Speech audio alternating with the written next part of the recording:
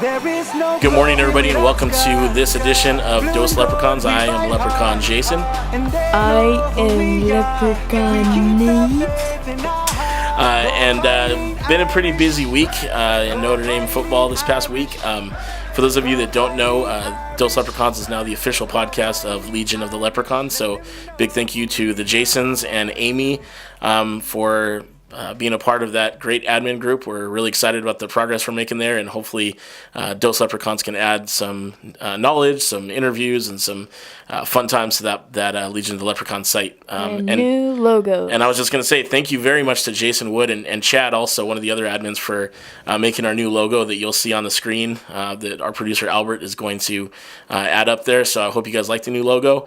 Hats and shirts are coming soon. I've been saying that for a while, but I promise we'll have them soon, and they'll have that logo on them, and you can wear them out to the games and hopefully generate some interest for both Legion of the Leprechaun and Dose Leprechauns podcast. All right, so one of the things we'll start doing is we're going to do a weekly recap starting actually today.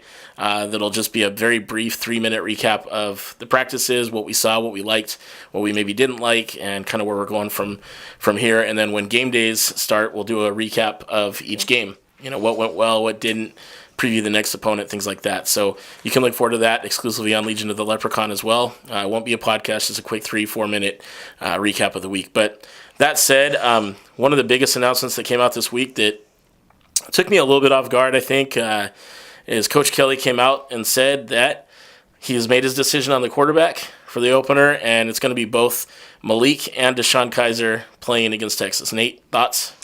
What I think he's going to do is just think if the blue-gold game, if they had 2 blue-gold games, I think he's putting both quarterbacks into this situation to have it be against a good team like Texas.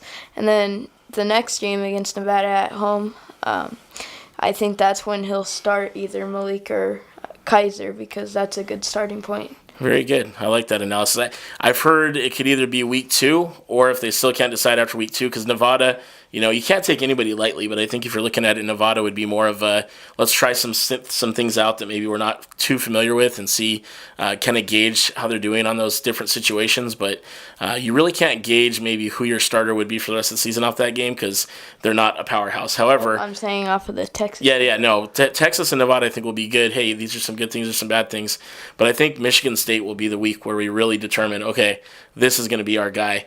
And who knows, maybe we'll have the luxury of saying, hey, both of these guys are putting up ridiculous numbers. We got to still play them both. But my opinion is that by the Michigan State game, which is week 3 at home, whoever trots out there is going to be the guy. And I think that both of those guys are so athletic.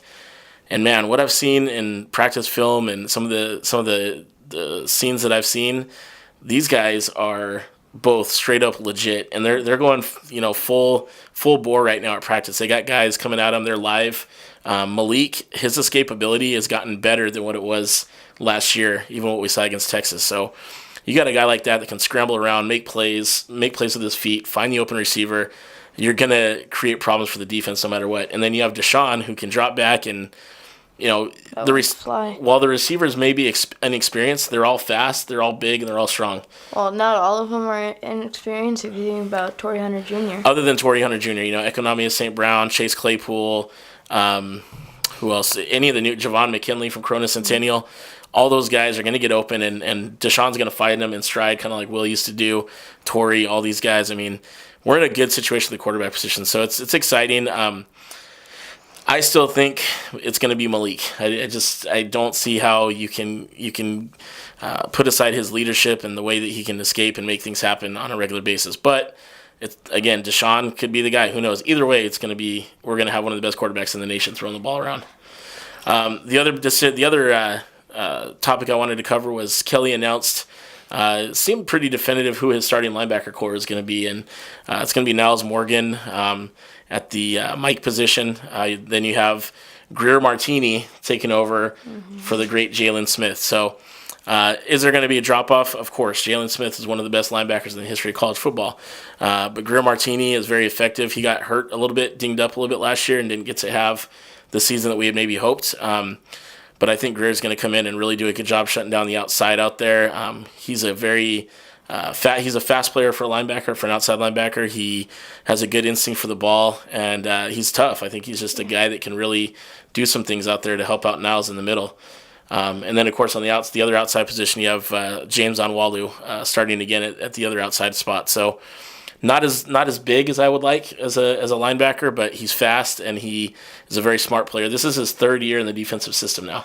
Started as a receiver for the Irish. Now it's his third year as a linebacker. So hopefully this is the year that the defense can pick up the Van Gorder system and really make it what it should be, which is a defense that should be pretty dominant. And I think this is Niles Morgan year to stand up because, last year he wasn't great, and I think this is his year to concentrate and be great. Well, there was a reason that they kept him off the field last year. Joe Schmidt was in that role last year, and obviously we love Joe to death, but he had his limitations. Everybody knows that. He knows that. When he did come in, though. But when Niles came in, he made plays, and he came in the Fiesta Bowl and had a pretty decent time. So I think that the talent's there, the athleticism's there. It's just a matter of, is he going to be in the right spot at the right time? And I think the answer is yes from what we've seen in practice footage. So I'm excited. I think even if the defense is just a little bit better, I think we're going to win 10 to 11 games easily. If we struggle on defense, it's going to be a different story because the AP poll was just released today, and it has the Irish ranked number 10, but we're also playing three teams in the top 25 or top 20. We play USC, who's number 20, Stanford's number 8. No, USC's 12, I think. USC's number 20, Stanford's number 8, and Michigan State, I think, is 15th. So 3 teams in the top 20 on our schedule. Texas is no cupcake. That's going to be a tough first game out. The crowd's going to be fired up. They're going to have the revenge factor going. So what I'm getting at is if our defense plays even a little bit better than last year and steps up here and there in the secondary, Cole Luke will have a great year.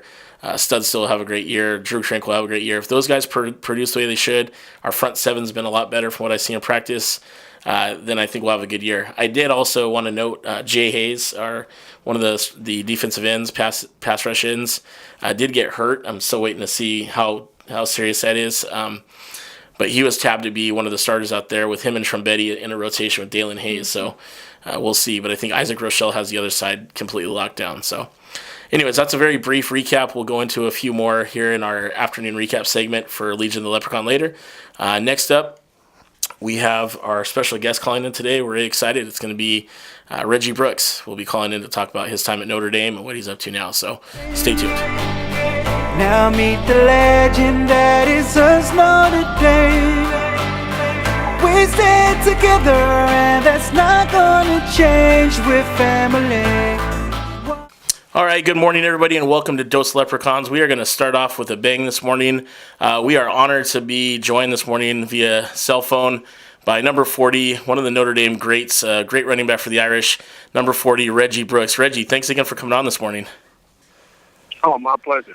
We got a lot of excitement about you being on the show this morning. We have some questions we're going to ask you from Legion of the Leprechaun fans, a couple questions from some of our other fans of the podcast, and then just a couple questions that Leprechaun Nate and I have for you. So we'll get it started here with Leprechaun Nate. What was your favorite game in college and in the NFL?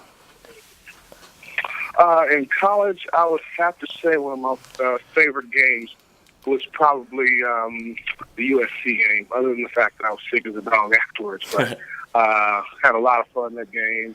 One of my better games of my career. And it's always good to beat the Trojans. That's always a highlight. Oh, yeah. Of any career to have such a impact and making it happen. I really enjoyed that. And then pro-wise, it would have to be playing against the Philadelphia Eagles in Veterans Stadium my rookie year. It was kind of my breakout game for that season. Nice. So I know when you came into Notre Dame, you were recruited as a defensive back. How did you feel, and how did it come about that Coach Holtz or the coaching staff asked you to switch to running back? Actually, I requested the switch. I came in as an athlete, so I played with both sides of the ball, and switching from defense to offense wasn't a big jump. So it was more of me going to Coach Holtz and making that request, and he reluctantly allowed me to do it, and the rest is history. Yeah, I think it definitely worked out okay for you guys, right? Yeah. Didn't work out too bad. Okay, so we have a Nate's going to ask you another question. Go ahead, buddy. Who helped you? You had a great rookie year in the NFL. Who inspired you that year to help you have a good year? Oh, I'd have to say a lot of it was my dad. You know, he was my first coach, and one of the biggest reasons that, you know, I played the game was because of him. And, you know, I just wanted to prove to a lot of people, and particularly him, that, hey, you know, all the hard work that he put in to instill in me the values and the commitment level was worth it. And, you know, he was always the one that would call me after each game and kind of give me the what for about what I didn't do right and where I needed to improve. So he was constantly pushing me to get better and improve. And so he was a major factor in, you know, success I had as a football player. Nice. We have a question from the Legion of the Leprechaun, our partner site here with the Dose Leprechauns podcast. We're the official Dose Leprechauns, or the official podcast of the Legion of the Leprechaun. And one of our fans in the Legion of the Leprechaun, Jason Rogers from Oregon, wants to know how it felt after catching the 2-point conversion to beat Penn State in the Snow Bowl. And just so you know, we had probably about 15 different people asking this same question in some form or the other. And I'm sure you get asked that question a lot. So if you wouldn't mind answering that, that'd be great. Well, I mean, it was it was one of those deals where, you know, I was not a primary receiver, was really not in the progression for that play. So it was kind of out of nowhere that I was put in that position. And one thing that, you know, was always fundamental to our team was, you know, when you're asked to make a play, you make it. You know, you don't look for any fanfare. It's just a part of what you do as being a part of a great team. And, you know, it's one of those deals where you just didn't want to let your teammates down. So had no expectation going into the play that I would be involved in it. So I was just as surprised as everyone else when the ball came my way, and it was just one of those deals where, you know, your eyes are big as saucers when you see it coming, and it looks like it takes forever. It feels like it's taking forever for the ball to get there. So my whole thing was just don't, if you get your hands on it, make sure you secure it. And then afterwards, what was crazy is back then, you know, the fans were right there on top of the end line. So it was a swarm of people that fell on top of me, and I was almost getting trampled. Oh, man. A big pile of people. And Irv Smith just came out of nowhere and was pulling people off of me and pulled me out. It was a little terrifying afterwards, but, you know, so ecstatic, you know. It didn't really know that it was what had happened after the game, because it was like, oh, wow, did that just happen? We won.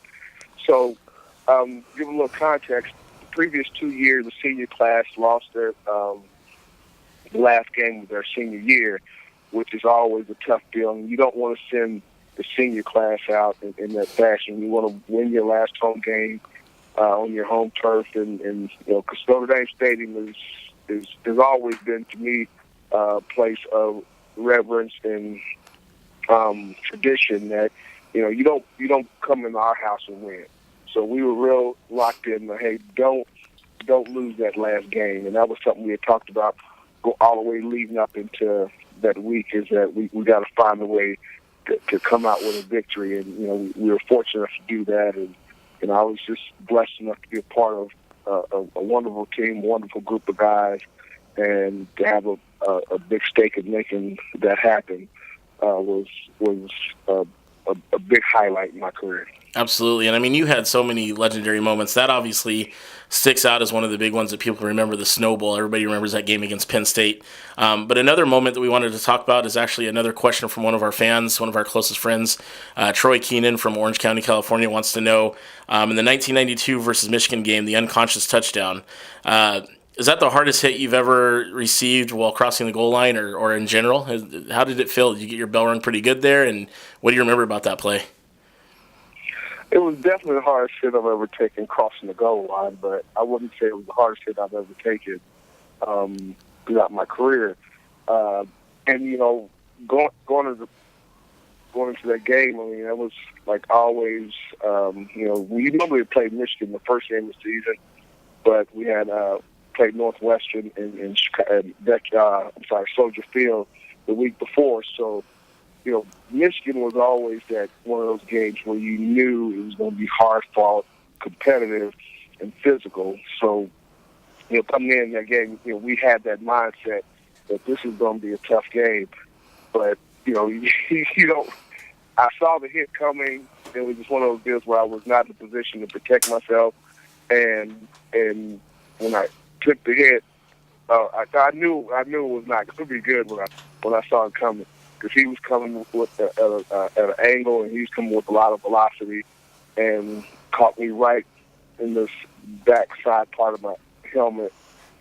And literally after that, I don't remember anything else after that until, you know, until I got to the sideline and was able to kind of refocus a little bit. And in terms of the play, I did not remember the play until after I saw it on film the next day when we had film and warm-ups during meetings the following day. So that was one of those deals where, you tough. I actually went back and finished and played the rest of the game, and had a decent game, but I don't know if I was all there for the second half of the second part of the game after. The way the game has evolved, I think I remember that hit vividly, and if that happened today, because I remember seeing you afterwards, and it looked like you weren't all there, like you just said, and I think if that happened in today's game, I don't think you'd be going back in. I'm pretty sure I would. Yeah, but kudos to you for getting back in there and fighting it out, so that's awesome. Another question from Terry Hitchcock of Holland, Michigan. We talked a little bit about your best Notre Dame memory on the field. Since your career's been over, or maybe while you were there, what's kind of been a best memory off the field, or maybe since you've been in your role as an analyst with the Irish? It has to be. I met my wife at Notre Dame. She's actually one of the tutors, so by far that was one of the key things for me off the field is, I met the love of my life and my best friend, to this day. So we've been married over 20 years. So without a doubt, that hands down the best off the field thing that happened going to Notre Dame. That's awesome. I love that. For those of our listeners that don't know, what is your exact role nowadays? I know you went into the corporate world a little bit right after your NFL career had ended, and it was a good NFL career, but you went into the corporate world a little bit after that. But what are you up to now in terms of your relationship with the Irish and your specific role? I know you're a feature on campus. I've seen you at several different road games, Stanford, SC, ASU. So what is your actual role and what's your capacity with the team at this point? The title I have is Director of Student Athlete Alumni Relations and Engagement. And I work with our Monogram Club, which is our letter winners organization.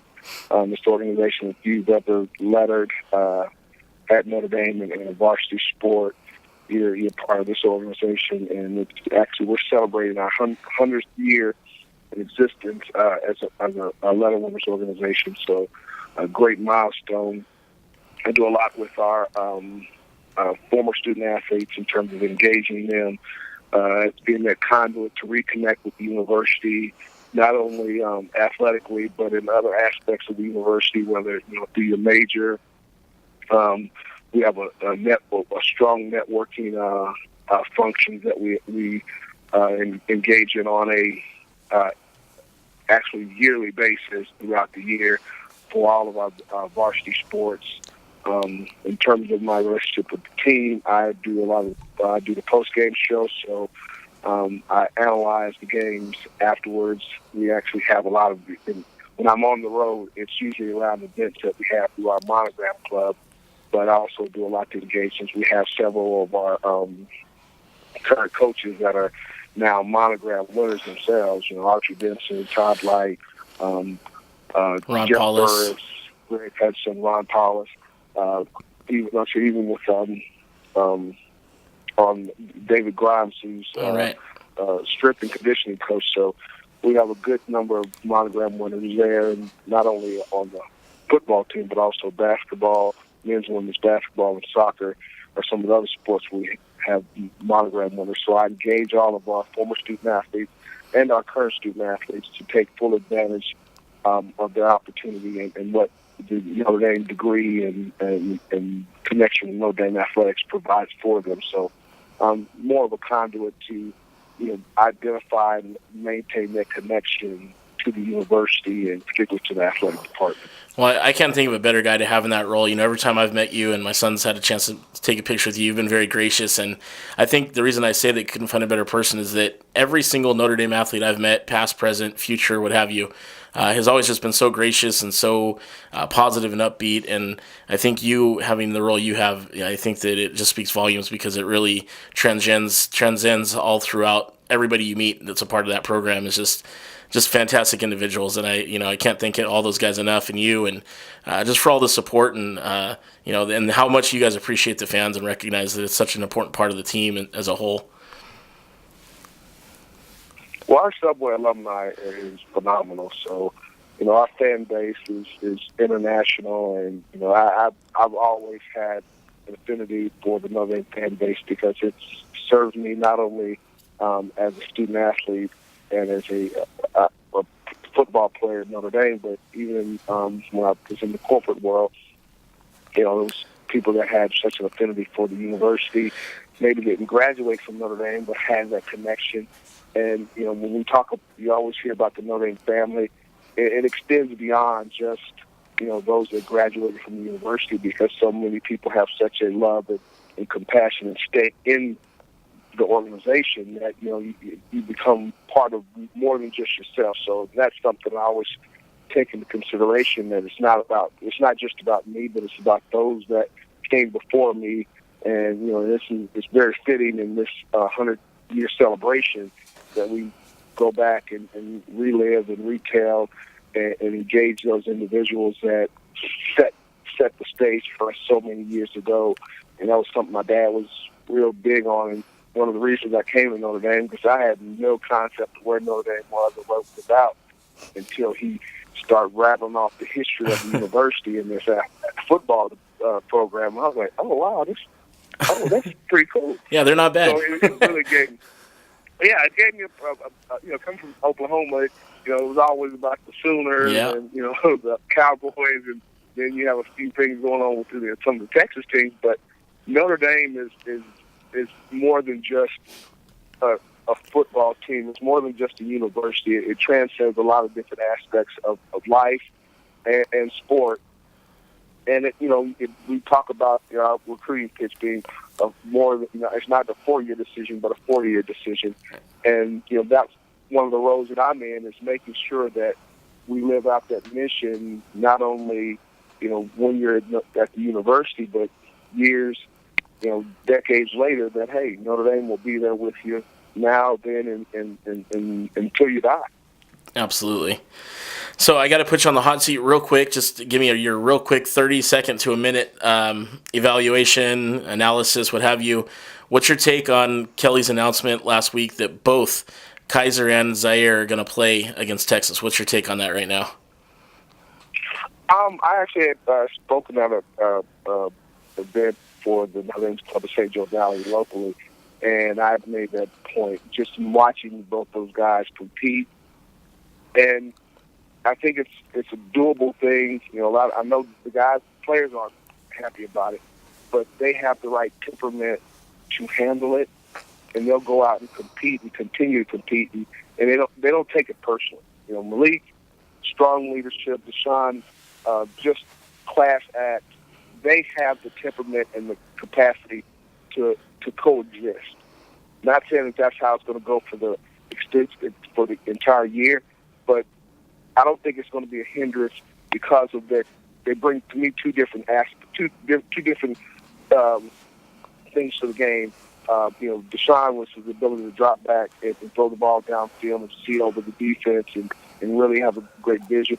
Malik, he's a much better runner. Not that Deshaun is not a good runner, but Malik is more of a runner, can run the offense in terms of, getting the zone reads and the zone options and being more effective there. So you got two different guys that can bring the different dynamic to the game, and then they also have the temperament to do it and maintain and not feel like, hey, I'm being slighted.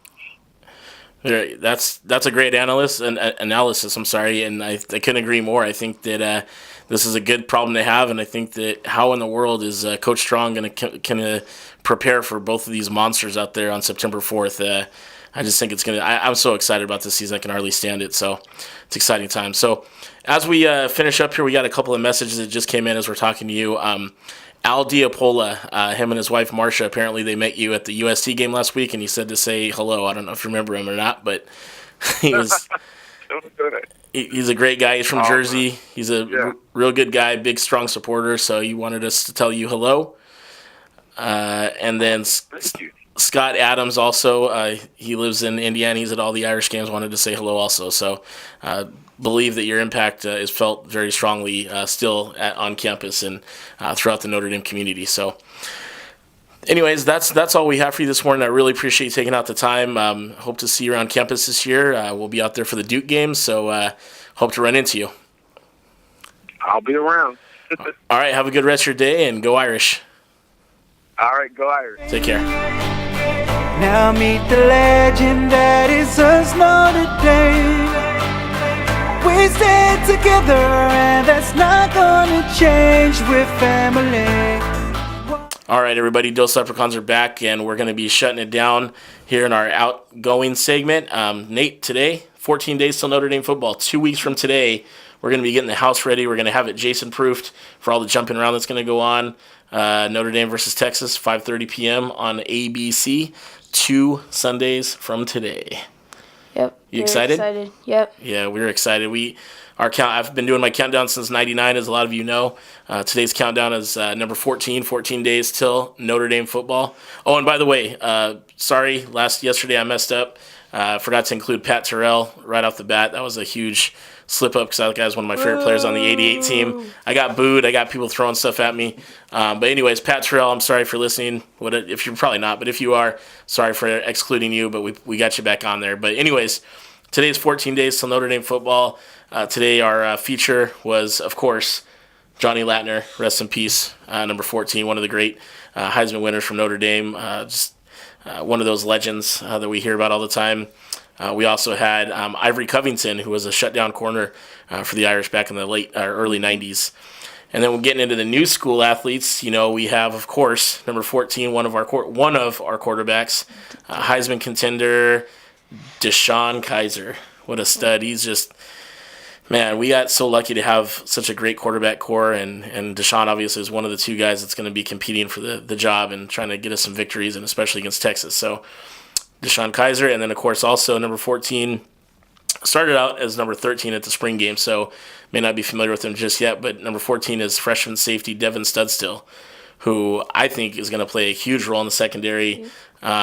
Absolute beast. He's one of those guys. He's kind of a hybrid safety because he can go into coverage, and he can also lay the wood coming up to stuff the run. So very, very, very excited about Devin Studstill. Heard a lot of great things. Got a little bit dinged up at practice. I think he missed a couple of practices, but from what I understand, he's back out there and making things happen again. So again, 14 days to Notre Dame football. For those of you who don't know, also, we are now the official podcast of Legion of the Leprechaun. It's a site that was started by Jason Wood, huge Notre Dame fanatic. Now we have 6 admins running the page. It's myself, Jason Wood, Jason Lynch, another one of our good friends, fantasy football camper. Also Amy Ducris and Chad. And I'm sorry, Chad, I can't remember your last name. So yeah, just a good group of people that are running that page. We have really have a lot of fun. Keep it positive, but Dose Leprechauns will be previewed exclusively on the page, and then we'll release it on our personal accounts. Again, we have the new logo, so please check that out. Feel free to use it whenever you'd like. And then we'll have our weekly recap starting this afternoon, a little 4-minute recap of the week at practice and what was. So we're excited about that. Big thank you once again, as always, to the guys here at 5 Round MMA, 5 Round MMA Studios, where we record our podcast. Check them out on Twitter at 5 Round MMA. They have a Facebook page, 5 Round MMA, YouTube, 5 Round MMA, and Instagram, 5 Round MMA. really great content, very good analysis of fights. Last night was a great night of fights, and they did a good job covering it. And we have a good time working with those guys as well. What do you got, Nate? Anything else?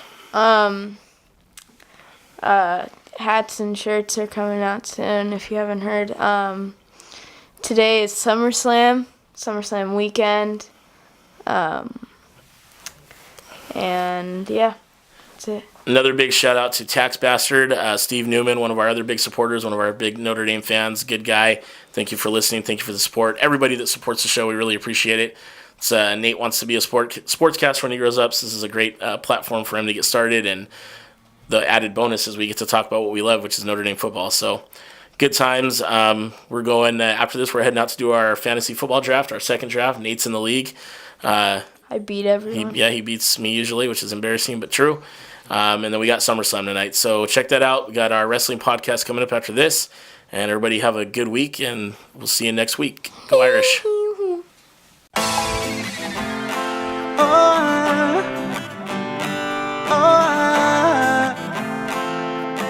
No, we are today. Hey, yeah.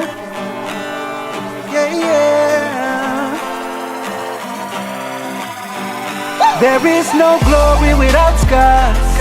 Blue and gold, we fight hard, and they know who we are.